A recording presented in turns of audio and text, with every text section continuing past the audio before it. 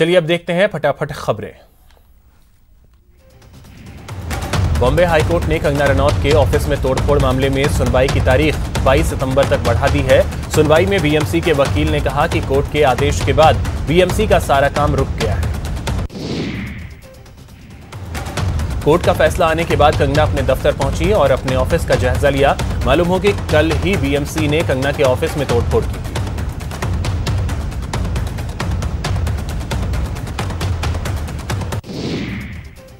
महाराष्ट्र के सीएम उद्धव ठाकरे से पंगा लेना कंगना रनौत को महंगा पड़ता दिखाई दे रहा है।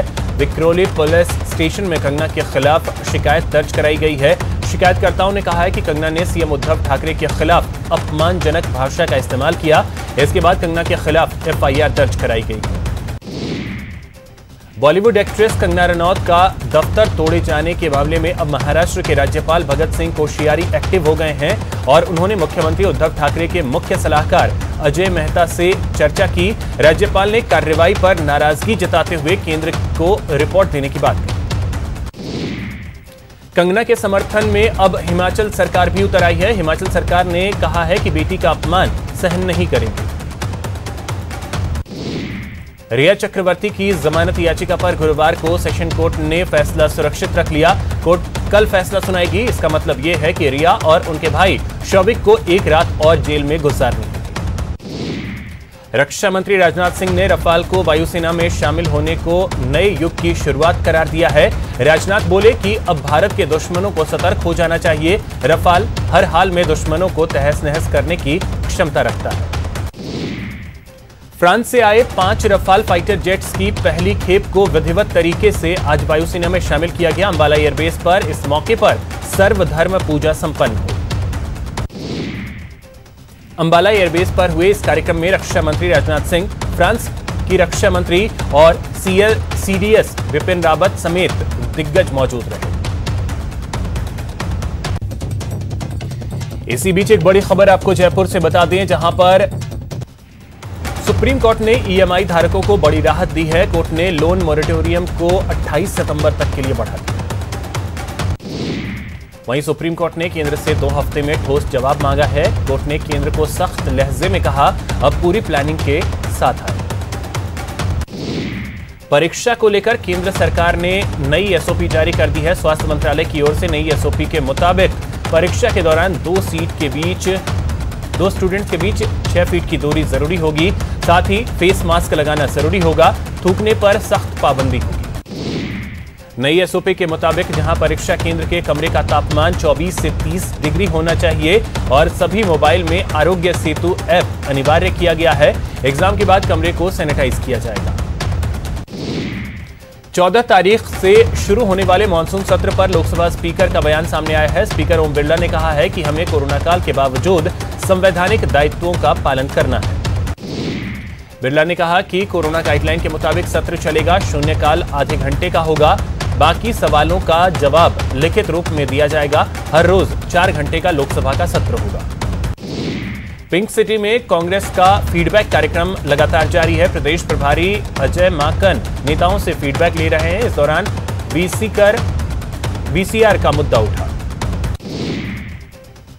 जयपुर शहर की फीडबैक बैठक में कई नेता नहीं पहुंचे। कोरोना पॉजिटिव होने या क्वारंटीन के चलते ये सभी नहीं पहुंचे। प्रताप सिंह खाचरियावास, मुख्य सचेतक महेश जोशी भी नहीं पहुंचे। पूर्व मेयर ज्योति खंडेलवाल, विधायक रफीक खान नहीं पहुंचे। सांगानेर से प्रत्याशी रहे पुष्पेंद्र भारद्वाज भी नहीं पहुंचे। माकन के फीडबैक कार्यक्रम के बीच विधायक वेद प्रकाश सोलंकी का सुझाव सामने आया। वेद प्रकाश ने विधायक डिजायर सिस्टम बंद करने का सुझाव दिया। सोलंकी ने कहा कि कार्यकर्ताओं को तवज्जो देना चाहिए। विधायकों की सिफारिश पर काम होने से पार नहीं पड़ेगी। नीचे के पदाधिकारियों की डिजायर पर भी काम होने चाहिए। डूंगरपुर में बीटीपी विधायक रामप्रसाद की तबीयत बिगड़ गई। विधायक शिक्षक भर्ती अभ्यर्थी से मिलने पहुंचे थे। पंचायत चुनाव के लिए आदर्श आचार संहिता लग चुकी है और चुनाव को देखते हुए दौसा में लालसोट पंचायत समिति क्षेत्र के पंचायत समिति सदस्यों और सरपंच पदों के लिए चौथी बार लॉटरी प्रक्रिया अपनाई गई। पीपलदा विधानसभा क्षेत्र के विधायक रामनारायण मीणा आज इटावा उपखंड क्षेत्र के दौरे पर रहे। विधायक ने इटावा पंचायत समिति परिसर में बन रहे 40 लाख की लागत के उच्च स्तरीय सभागार भवन के निर्माण कार्य का जायजा लिया। राजधानी जयपुर के पेंशन भवन में कर्मचारियों ने सरकार की वेतन कटौती वाले फैसले का विरोध किया। उदयपुर में बिजली विभाग के अधिकारियों की लापरवाही सामने आई है। विभाग ने बिना मीटर के एक परिवार को 1671 रुपए का बिल भेज दिया। जयपुर में पुरानी बोतल में नकली शराब परोसने वाले गैंग का पर्दाफाश हुआ है। आबकारी विभाग ने शराब की बोतलों के ढक्कन सप्लाई करने वाले गिरोह के 3 सदस्यों को गिरफ्तार किया। झुंझुनू के कोर्ट परिसर के बाहर ननद भाभी आपस में भिड़ गई। कोर्ट में बयान देने आई भाभी के साथ ननद ने मारपीट शुरू कर दी। उदयपुर में एक शख्स की उस वक्त जमकर पिटाई हुई जब शख्स लड़की के साथ छेड़खानी कर रहा था। जोधपुर सेंट्रल जेल में बंद कैदी का इलाज के दौरान मौत हो गई। जेल में तबीयत खराब होने के बाद कैदी को महात्मा गांधी अस्पताल में भर्ती करवाया गया था। भरतपुर के पहाड़ी थाना क्षेत्र में बदमाशों के हौसले बुलंद होते नजर आ रहे हैं। मामला ट्रक ड्राइवर से लूट का है। नांगल क्रशर जोन के लिए जा रहे ट्रक ड्राइवर से बदमाशों ने लूट की। अजमेर के एमडीएस यूनिवर्सिटी कुलपति घूसकांड मामले में कुलपति आरपी सिंह समेत 3 आरोपियों को कोर्ट में पेश किया गया। एफआईआर में 9 आरोपियों का नाम दर्ज कर जांच तेज कर दी गई है। एफआईआर में एमडीएस यू के जूनियर असिस्टेंट रवि जोशी, राजेंद्र मुकुल, अविनाश जैन समेत कई लोगों के नाम शामिल हैं। एमडीएस यूनिवर्सिटी घूसकांड में एसीबी की टीम एमडीएस स्थित एसबीआई बैंक पहुंची और कुलपति आरपी सिंह के अकाउंट को सीज कर दिया। बाड़मेर में बदमाशों के हौसले बुलंद हैं। एक ज्वेलरी शॉप में 2 चोरों ने दिन दहाड़े लाखों की ज्वेलरी पर हाथ साफ कर दिया। बाड़मेर के बालोतरा उपखंड में अवैध खनन जारी है। ग्रामीण क्षेत्रों में खनन माफिया अवैध खनन कर पहाड़ों को खोखला कर रहे हैं। अजमेर में एक चोर ने सोने मकान में घुस आया और उस वक्त घुसना उसे महंगा पड़ गया जब वहां मौजूद लोगों की नजरें उस पर पड़ गईं और उसे पकड़कर जमकर उसकी पिटाई कर दी गई और उसे रस्सियों से बांध दिया। घटना 7 पिपली चौराहे की है, जहां सुबह एक युवक चोरी की नीयत से सोने मकान में घुसा था। उदयपुर के कोटरा थाना इलाके में एक युवक युवती का शव पेड़ से लटका मिला है। जानकारी मिलने के बाद पुलिस अधिकारी आनन फानन में मौके पर पहुंचे। पुलिस के मुताबिक मामला प्रेम प्रसंग का बताया जा रहा है। फिलहाल पुलिस ने शव को मोर्चे में रखवा दिया है। टोंक के मालपुरा में एक शराब ठेके पर आपसी विवाद में 3 से 4 युवकों ने एक युवक पर जानलेवा हमला कर दिया। धारदार हथियार से किए गए हमले के बाद हमलावर मौके से फरार हो गए। बारा में फाइनेंस ऑफिस के बाहर कुछ असामाजिक तत्वों ने शराब के नशे में अर्धनग्न होकर बवाल काटा और सड़क पर जाम लगा दिया और लोग तमाशबीन होकर देखते रहे। कुछ देर बाद पुलिस मौके पर पहुंची और बवाल करने वाले लोगों को हिरासत में लिया। जानकारी के मुताबिक ये सभी शराबी फाइनेंस कंपनी के ग्राहक बताए जा रहे हैं। दौसा के लालसोट क्षेत्र में बजरी माफियाओं पर खनिज विभाग ने बड़ी कार्रवाई की। सवाईमाधोपुर के बनास क्षेत्र से दौसा में लाई गई बजरी लगातार बजरी लाई जा रही है। विभाग ने बजरी से भरे एक ट्रेलर, एक डंपर और 2 ट्रैक्टर को जब्त किया। रतनगढ़ में बीती देर रात एक चाय की दुकान का ताला तोड़कर चोरी कर रहे एक युवक को लोगों ने पकड़ लिया और दूसरा मौके से फरार हो गया।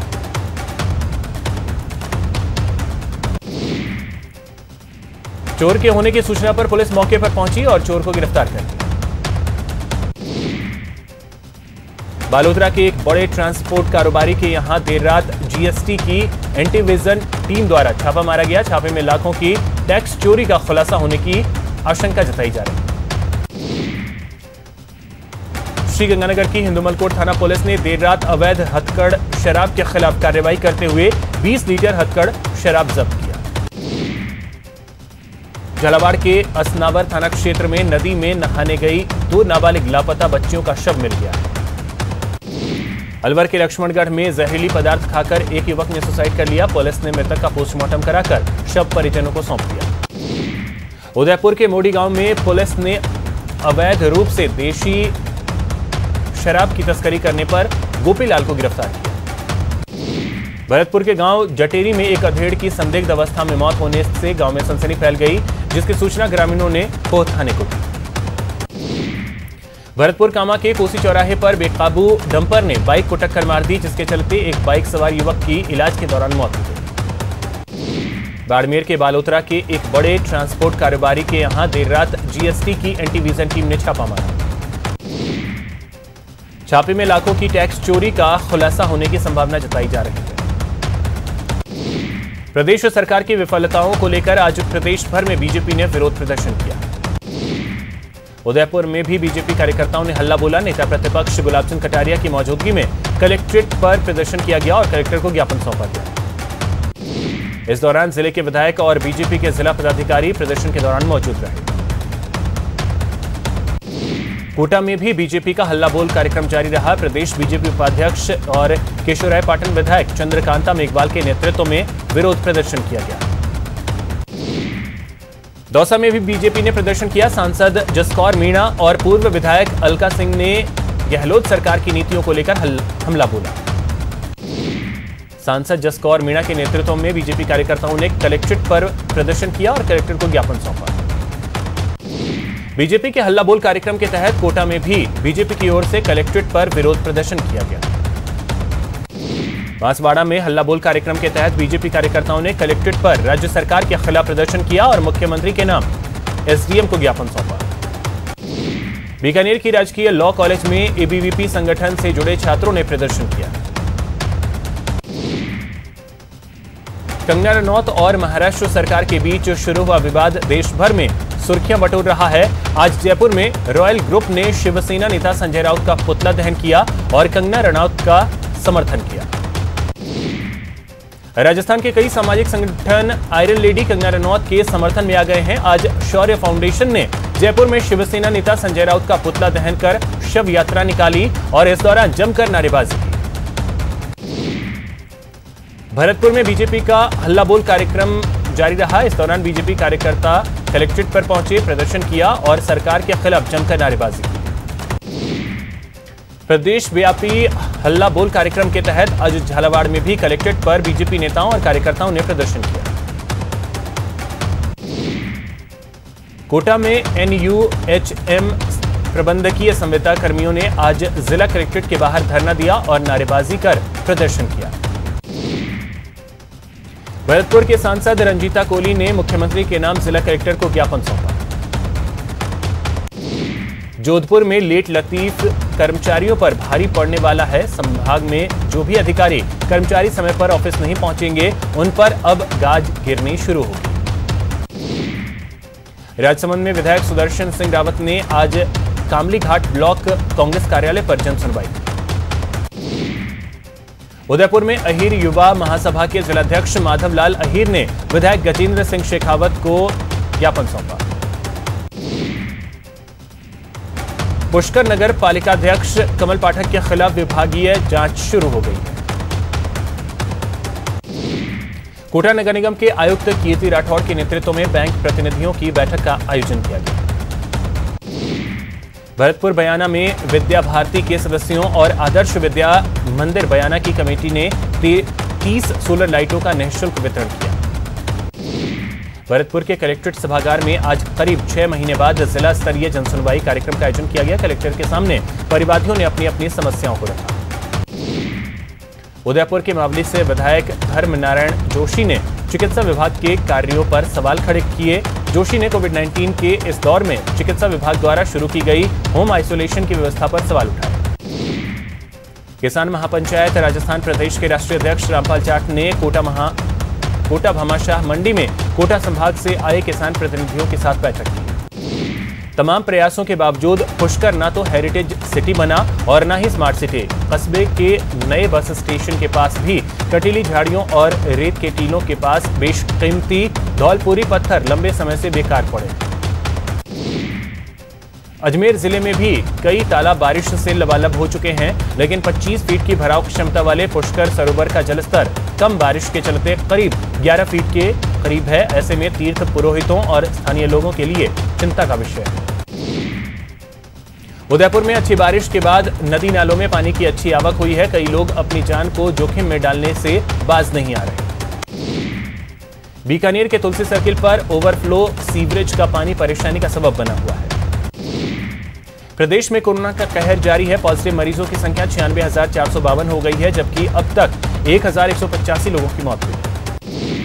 24 घंटे में राजस्थान में कोरोना के 716 नए मामले सामने आए हैं, जबकि 7 लोगों की मौत हुई है। राजधानी जयपुर में कोरोना पॉजिटिव की संख्या 13,801 हो गई है। आज 129 नए मामले सामने आए। अलवर में आज कोरोना का विस्फोट हुआ है। आज जिले में 146 नए मामले सामने आए। अलवर में एक साथ 146 केस सामने आने के बाद जिले में कोरोना संक्रमितों की संख्या 10,000 के पार पहुंच गई। जयपुर में कोरोना पॉजिटिव की संख्या 13,801 हो गई है। आज रिकॉर्ड 129 नए मामले सामने आए। जयपुर में आज कोरोना से 2 लोगों की मौत हुई। जयपुर में कोरोना से मरने वालों की संख्या 294 हो गई।